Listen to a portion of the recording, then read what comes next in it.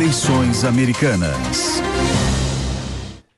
Meu caro Marcelo Favalli, na semana passada você já antecipava que essa aqui seria uma semana agitadíssima, terça-feira, super quarta, mas quem imaginava que nessa segunda nós já teríamos algumas notícias que pudessem agitar essa campanha eleitoral americana. Boa noite, bem-vindo. Boa noite, Thiago. Boa noite a todo mundo que nos acompanha do outro lado da linha. Você que acompanha futebol há muito tempo, lembra do Nelson Rodrigues? Ele tinha um personagem chamado o Imponderável de Almeida, né, que aparecia assim. Pois é, o Imponderável de Almeida foi uma decisão da Suprema Corte favorecendo Donald Trump, mas eu chego lá porque é muita coisa. Vamos olhar o mapa dessas prévias, ou seja, a primeira etapa da complicadíssima eleição presidencial nos Estados Unidos. Isso aqui é o que nós temos. Tem uma boa notícia para Nikki Haley. Tudo indica que ela vai perder a vaga para o Donald Trump, mas não vai ser de zero, não vai ser de goleada de zero. Já está sendo gol de honra, então, pois é. Né? Em Washington, D.C., District of Columbia, ela ganhou na capital, mas vale muito pouco dentro de todo esse cenário. Por enquanto, está 8-1. Ah, terminou a corrida? Não terminou. Mas essa desvantagem já está pesando muito contra a Nikki Haley. Vai ter uma enorme rodada. Então é conhecida como a super terça, um momento em que 17 estados, eu vou ser fiel à regra, 17 regiões dos Estados Unidos vão, no mesmo dia, às urnas, definir os pré-candidatos. Aqui, quem tiver um olho mais atento, tem 15 nomes. Mas eu falei 17 pelo seguinte, um desses estados vai ser para os democratas, em Iowa, que já aconteceu nos republicanos lá no começo da jornada.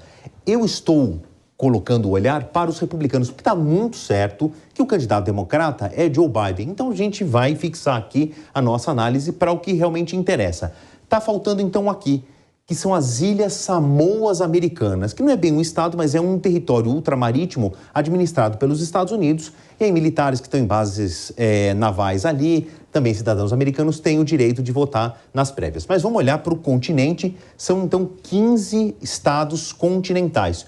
Todos esses que vão escolher o seu candidato ou o seu pré-candidato republicano. O Trump tem uma esmagadora preferência, principalmente aqui no sul, em que a gente tem o Texas. Muito provavelmente, aí estão as apostas dos analistas, é que a partir de quarta, quando a gente tiver o resultado, até na madrugada de terça para quarta, o resultado dessas primárias republicanas, a Nikki Haley talvez tome uma decisão. Porque aí vai começar a ficar muito, muito caro para ela continuar fazendo campanha num país que tem dimensões continentais, tem que levar a equipe de estado para estado, tem um avião à disposição, custa muito dinheiro, obviamente, e com uma vitória por enquanto. Muito provavelmente isso já está pesando no bolso, vai pesar mais diante do resultado da super terça, e a gente espera um anúncio dela na quarta, na quinta, na sexta, sei lá, de uma provável desistência. Não estou apostando contra ela, nem favorecendo o Trump, mas eu estou me apegando aqui aos fatos. E falando em fatos, no Imponderável de Almeida... É o Sobrenatural de Almeida. Sobrenatural de Almeida, Imponderável de Souza, ele tinha um monte de personagens. O Trump foi garantido na disputa eleitoral. Vou explicar em miúdos, foi uma decisão da Suprema Corte dos Estados Unidos, a maior alta instância da Justiça dos Estados Unidos, que contradisse uma decisão da Justiça do Colorado, que é um estado que, veja, está nessa lista da super terça. Sim. O Colorado dizia o seguinte, a Justiça do Colorado, bom, o Trump, no entendimento da Justiça do meu estado, ele participou da insurreição, da rebeldia, daquele ataque contra o Capitólio, enquanto ele estava no seu trechinho final quanto presidente no primeiro mandato. A Suprema Corte entendeu que não, que o Trump não tem responsabilidade. Quando ele soube do resultado, ele falou, grande vitória para a América. Mas peraí, essa discussão está baseada em quê? Na 14ª emenda da Constituição dos Estados Unidos. Na 14ª emenda tem um parágrafo, o terceiro parágrafo, que eu obviamente resumi aqui até para tirar um pouco da linguagem jurídica. Resumidamente, nenhuma pessoa poderá ser senador ou representante do Congresso, deputado estadual, deputado federal, ou presidente ou vice-presidente, ou ocupar qualquer cargo civil ou militar nos Estados Unidos, um cargo federal ou nos estados americanos, se tiver sido envolvido em insurreição ou rebelião contra o mesmo. O estado do Colorado tinha entendido que o Trump tinha desrespeitado a 14ª emenda constitucional, parágrafo número 3. A Suprema Corte disse que não. E aí ninguém acima da Suprema Corte, o Trump está garantido na disputa. Claro que a decisão da Suprema Corte é por uma resposta do Colorado, mas dando a igualdade em todos os estados a partir de uma decisão da Suprema Corte, entende-se que o resto dos Estados Unidos, exatamente, tem que respeitar a decisão da Suprema Corte. Bom, a gente está falando aqui quase que diariamente da corrida eleitoral. São estados, são delegados, são prévias e cálculos e primárias. A gente preparou um material que explica mais didaticamente todo esse difícil processo. Começa em janeiro e só vai terminar no dia da eleição, lá para novembro. Vamos acompanhar. O longo caminho para a Casa Branca envolve várias etapas. Agora acontecem as prévias. Cada estado vota para escolher o candidato que vai representar cada um dos 2 partidos majoritários. A pré-seleção é feita por meio de um caucus, um tipo de reunião pública organizada pelas legendas, ou uma primária, que é uma votação direta no estado onde acontece o evento. As prévias de 2024 mantiveram a tradição. O processo começou com o caucus de Iowa, seguido pelas primárias em New Hampshire. A super terça é o dia mais movimentado. Este ano, 17 estados realizam primárias ao mesmo tempo. A pré-campanha leva de 4 a 5 meses.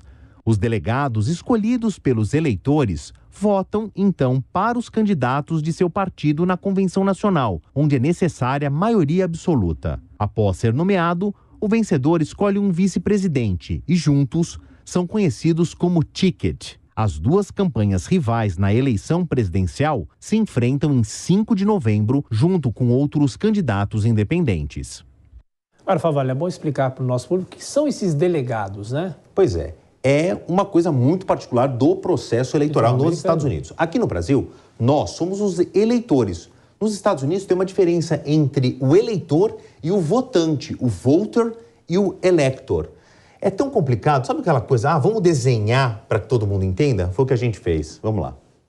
Para eleger o presidente, os americanos escolhem primeiro os chamados delegados, reunidos nos colégios eleitorais, que somam 538 integrantes. Cabe a eles decidir quem será o chefe de Estado por um período de 4 anos.